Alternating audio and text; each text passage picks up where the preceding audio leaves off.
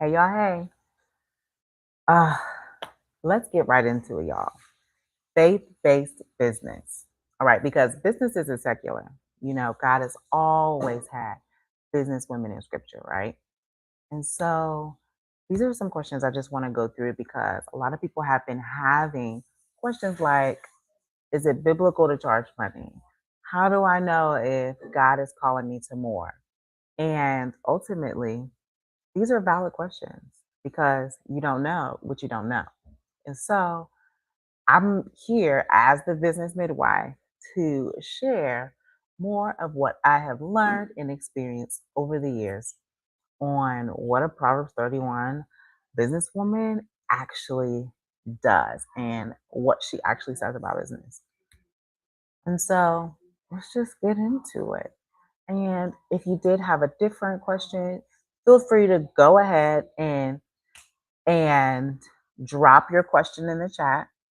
Be sure to just feel like this is a place for you to come and share those questions that many people don't really want to talk about. They don't want to have conversations around. But I can tell you one thing that this is definitely the place. So we're getting into it. First question is it biblical to charge money? Because many will say, well, why are you charging for the gospel?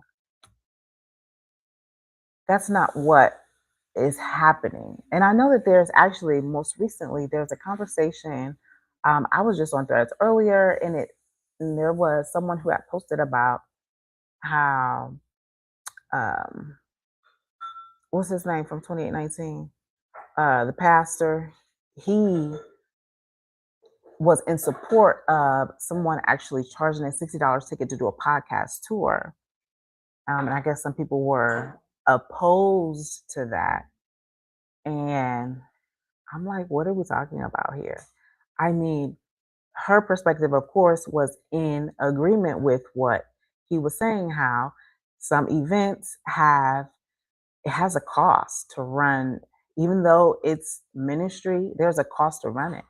You've got events at different venues, you've got to pay for, there's just different fees for different things. And so when you're getting ready to pour out, are you just gonna come up with all of that yourself? Or is this gonna be run like a business where you have, and this is faith based business. This is faith based business where you have fees to run an event. So you will charge a ticket. Sometimes it could be $20, $30. In this case, it's $60 for this person to do a podcast tour for people to come. And they go to different cities and they're charging for people to come and listen. They are not charging to share the gospel. That is not what we're talking about here. And so I think what one needs to wrap their head around is that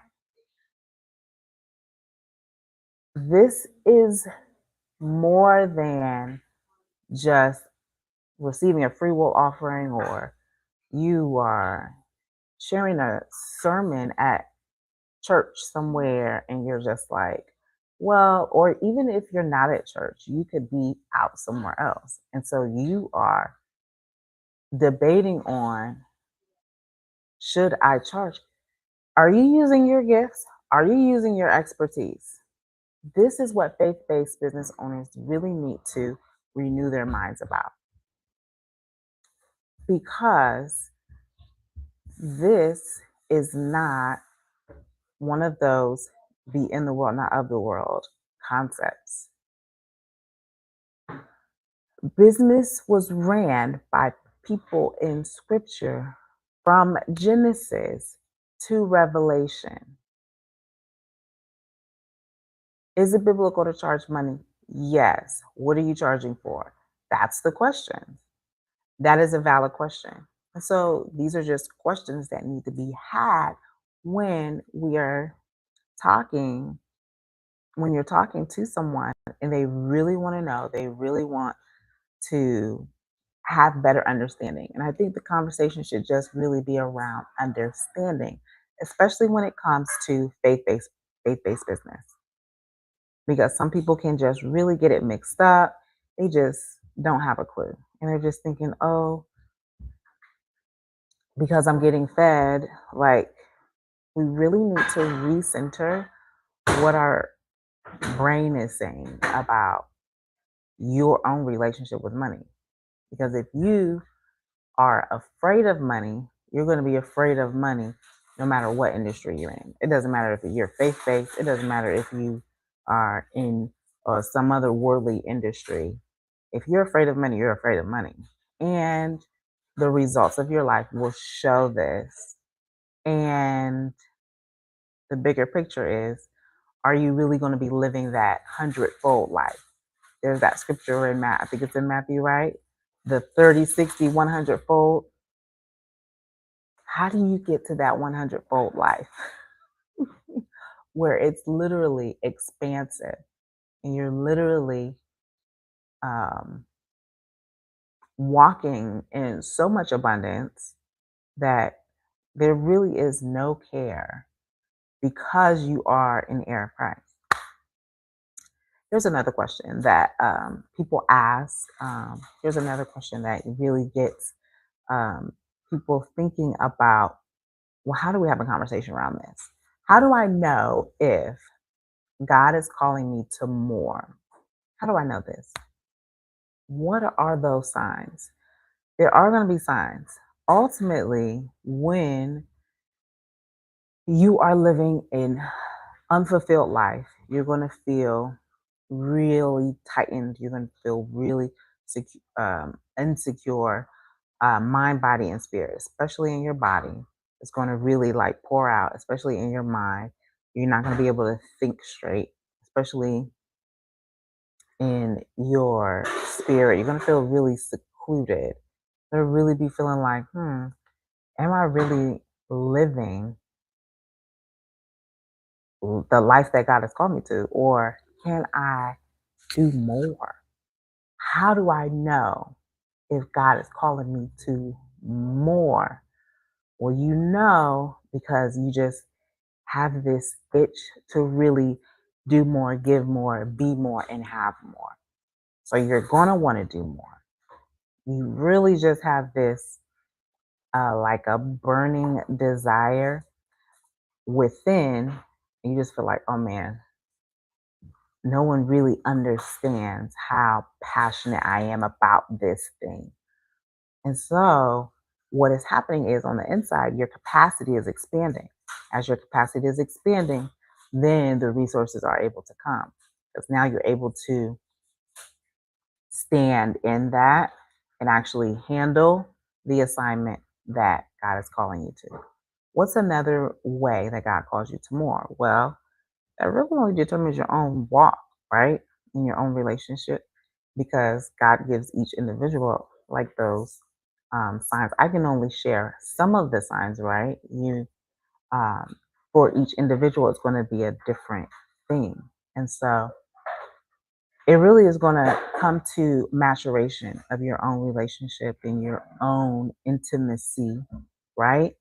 With Christ. What does that actually look like for you?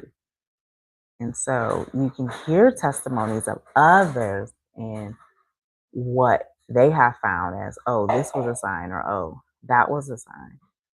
But it's really going to be determined with your own maturation. Also, another question that um, people ask, and some people really get twisted, is um, what does Proverbs 31 actually say about business, right? What does it actually say? It says a lot of things. Um, let's talk about it. Proverbs 31, the woman sold linen. If you're selling something, you have some sort of transaction happening, right? She didn't apologize for what she did. And actually, she did a lot of things. She made and sold. This is something that needs to happen constantly in a person's life. What is the transaction that is taking place? You got to have some sort of transaction. There's got to be something. And I bet that there is, and you just haven't really identified, oh, this is a transaction that's happening. There are spiritual transactions, but there's also financial transactions. Are you making more of those financial transactions off of your card, or are you receiving more than you're spending? So, being prosperous is spiritual, but it's also in that financial realm because you want to live a whole life that is free from brokenness, right? Being whole, there's no brokenness in there. So you want to live a whole life that's free from brokenness. And so that is the ultimate, you know, prosperous way of living. What else? I mean, I'm thinking about the woman at the well. She sold water. Who does that? I'm thinking about I'm thinking about the people that Jesus was around, right? Um, which one was the disciple that managed the money? I want to say it was Judas that managed the money. And so there's a lot of tension for some reason when it comes when people when it comes to money and spiritual things. I don't know why, but a lot of people believe that the kingdom business is an oxymoron. They're like, kingdom business, because they're thinking, oh, kingdom is supposed to help, serve, give, all these things. And they put business over here, like, well, business is hard and bro like mentality and punch, punch, punch, rule, rule, rule. I am the king. I'm not sure. I'm not sure why, but this is a, mentality that people have around kingdom business.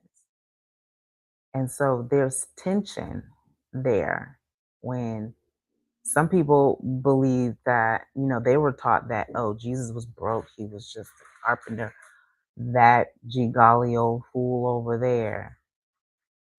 And so they interpret that like, well, because he was so lowly and humble that he couldn't impossibly, had money. But why do you have to look like you have money in order to have it? Why can't you just be a normal person? Be respectable, kind, you know, mild. Why can't you just be called to more and everybody's fine with that? And there's no worldly leveled tier system, where it's like, oh, well, now you're in this tax bracket. So why do we have to think about it like that? And this is why we have to renew our minds, because your gift in the marketplace is your ministry. What is your gift? Maybe you sew, maybe you cook, maybe you are techie and you're really good with dealing with tech stuff. What is your gift? The thing is, a lot of us may have been taught that you are only serving your ministry at your local church, like wherever you attend every week. And then this is your ministry. Maybe you do kids ministry, maybe you do sound media or usher or what's another one? I don't know. Dance. So a lot of people believe that, oh, because my gifts, my gifts, my gifts, I'm going to serve at the church. And You don't work at the church. I mean, most people, for those who are on staff, who are not on staff, if you work at the temple, you're serving voluntarily. And there's nothing wrong with that. But your gift is your ministry. And so you should be receiving on the other end of that, outside of the temple. So if I have a teaching gift, then I'm going to teach others my niche, my expertise, whatever that may be. And from that, I am going to get paid from teaching in my ministry. Yeah. So that's how it works. And so I don't know any other way for us to think about it other than, guess what? If God has called you to more, then expect that you have the capacity to do so. You're not going to start doing it. You're not going to, and you don't need to wait for permission to continue. You don't need to wait. You need to let scripture give it to you. Because I'm just reminding you, okay? I'm just reminding you how rest is a financial strategy. Okay? Because tired women make discounted decisions. Rested women make kingdom decisions. So, how is rest a financial strategy? Let's talk about it. Rest is a financial strategy. How? Well, taking time off, giving yourself allotted time to actually rest is what is going to give you the elaborate strategy that you will need to fulfill your next launch, your next book, your next whatever you plan to like do within the next 30, 60, 90 days. So, why do I always drop my prices when I'm exhausted? No one actually says it that way. No one actually is asking themselves, why do I always? No, it's usually in the like nick of time, or it's usually in that like the crevice of you have decided, oh, I really need to do something. And now you're like, I'm about to do it. And so then you're like doing it because you have to. And so when you're doing it because you have to, now you're in desperate mode. So your desperation is now speaking for how you're trying to get your next client. Your desperation is like, I'm going to just mark it down for now so I can make sure that I get my 50 sales. And what did that actually do for you? What did that actually do? Well, I tell you what could have been done when you said, oh, I really need to, because we all have that. Okay, I really need to. You have that thought come through your mind. So you go, I really need to. You're like, I'm in a crunch. What can I do to make sure that I hit my goal? And so when you're there, first thing you need to do is go ahead and take a 24-hour rest sabbatical. In that time, you're like, okay, I'm not going to think about anything.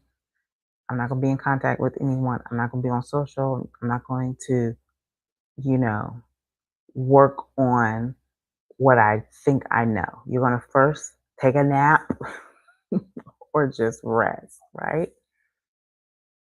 Because you need to step away for a moment, even if it's 24 hours, so that you can have the best strategy moving forward where you're not going to be discounting everything just so that you can reach your goal. Because when you do that constantly, it turns into a cycle. Next thing you know, you're not credible anymore. Nobody believes you because You always say, okay, I got to do this flash sale. This business is about to shut down. I got to hurry up and get all this stock out the way. Like, it never works. And so, one of the best strategies that you can have is a rest strategy. Before anything, before you're like, okay, let me try to figure it out, just go on ahead and take a break, take a nap, take a few naps. What I've done is a 24-hour sabbatical every month. For 24 hours, I just go and I prepare for the rest of the month. And this is without fail. And so, what does that time actually do? What does that time away actually do? Well, I know what you're thinking, especially if you've got kids and other priorities. You're just probably like, I just probably get what I thought I couldn't get done in that time. True.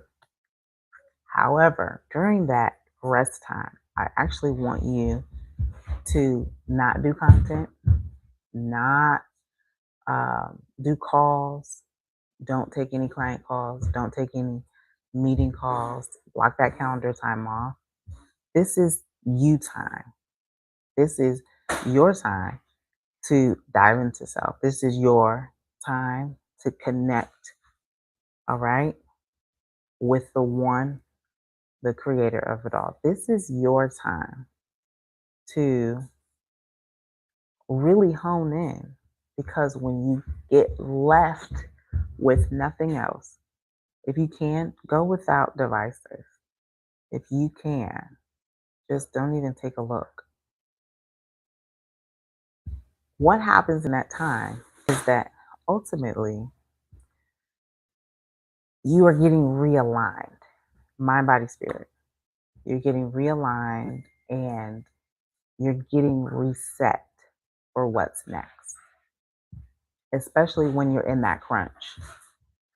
I'm able, because I'm at the point where I've actually planned it out. So I've planned mine's out, like my next one. I've already planned it out um, for this month, next month, like the next following month.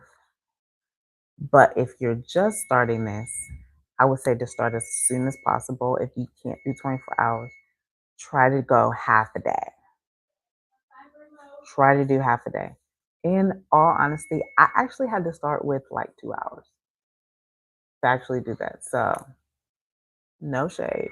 If you just can't because your life is not set up that way, guess what? That's what you are created for. You're created to make your own decisions and do whatever you would like to do.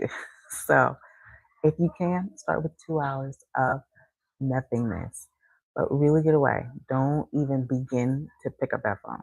Don't even begin to open up that computer. Really make that 2 hours your time of rest. And then as you continue to do it, you can add more time to it. That's what I had to do. I went from 2 to 4 to 6 to 12 to 24. So um, it is, I'm looking to see. Um, there's another question, if there is. Okay, now, this was a good chat, though. Um, this was a good chat. And so thank you for joining from everywhere. I'll be doing this. I'll be doing this more often. So be sure to catch me live if you are on YouTube. Make sure that you subscribe. We're doing these things all the time right here. And if you are on YouTube, make sure you go follow the Business Midwife, Amisha Nicole, right there on Facebook. Also on Instagram at Lanisha Nicole. So either way, the Business Midwife, Coach LC, you'll find me.